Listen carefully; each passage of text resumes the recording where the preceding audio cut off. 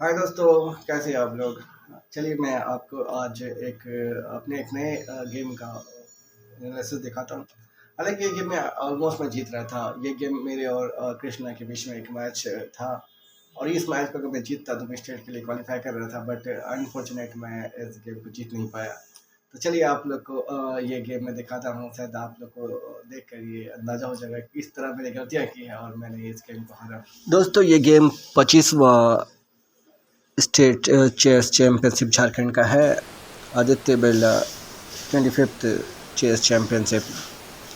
तो ये game almost मैं विन कर रहा था और मैं क्वालिफाई कर रहा था नेशनल के लिए।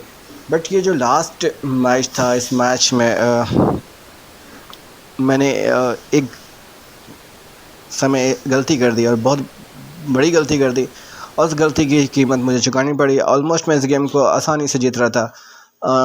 चलिए मैं इस गेम को दिखाता हूँ। मेरा वाइट था और मैंने E4 प्ले किया। कृष्ण कुमार साहब अच्छे प्लेयर है, बहुत ही अच्छे प्लेयर है। हजारीबाग से बहुत ही अच्छा कर रहे हैं। उम्मीद है कि आने वाले समय में वो बहुत ही अच्छा करेंगे। लेकिन अभी भी उसे बहुत कुछ काम करना है, स्पेशली उसे ओपनिंग्स को समझने में। और हालांकि वो पीस की एक्टिविटी काफ़ी अच्छा करता है। चलिए देखते हैं इस मैच को। E4 मैंने स्टार्ट किया, सेंटर कंट्रोल। हालांकि मैं आजकल लंदन खेल रहा हूँ, लेकिन मैंने कृष्णा को देखा है कि वो फ्रेंच खेलता है और मुझे लगता है फ्रेंच के अगेंस्ट में मैं काफ़ी अच्छा कर सकता हूँ।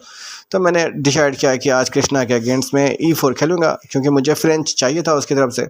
जैसा कि उम्मीद था वैसा ही हुआ। उसने फ्रेंच प्ले किया E6, और मैंने सोचा चलो अब आसान गेम मुझे मिलने वाला है। मैंने सेंटर कंट्रोल कर लिया, उसने भी सेंटर कंट्रोल किया। अब मैंने नाइट C3 प्ले किया।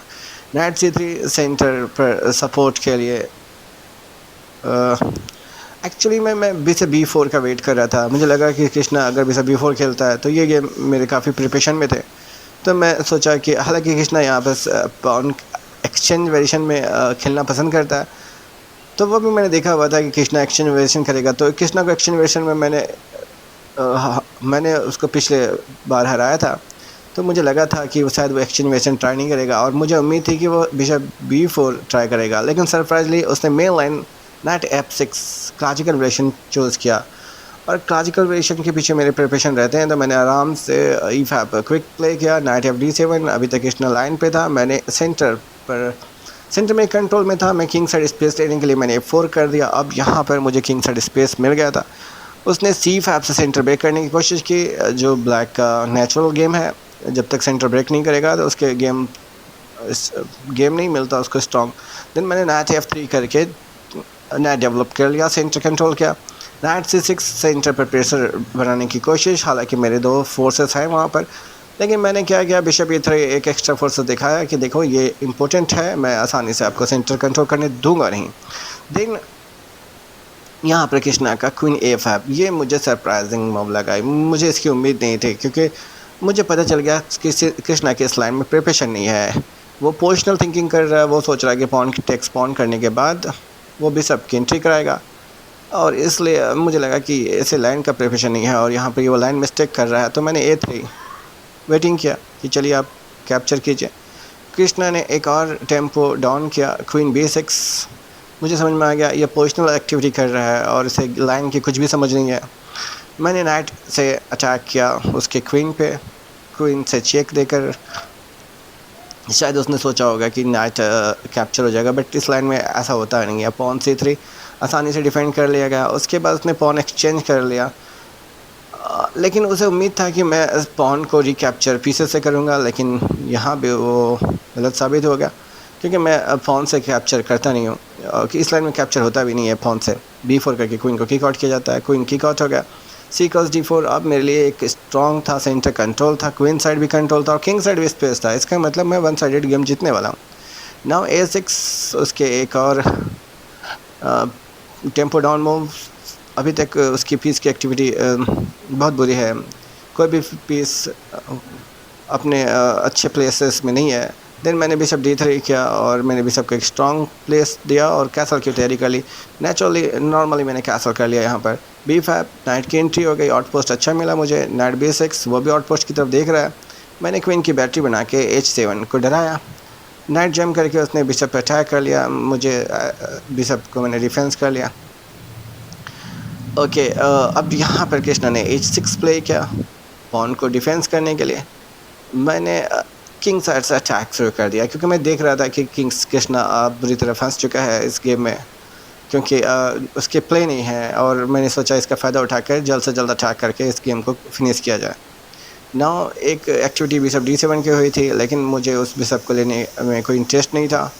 मेरा नाइट वहाँ वेरी स्ट्रॉन्ग था। मैंने किंग साइड कंटिन्यू अटैक किया, उसने मेरे नाइट को डेंजर समझा और गेम से बाहर किया। मैंने बी से कैप्चर किया, बी से कैप्चर किया। अब सी पॉन मेरा पास्ट पॉन था जो मुझे एंड गेम में मदद पहुंचा सकता था।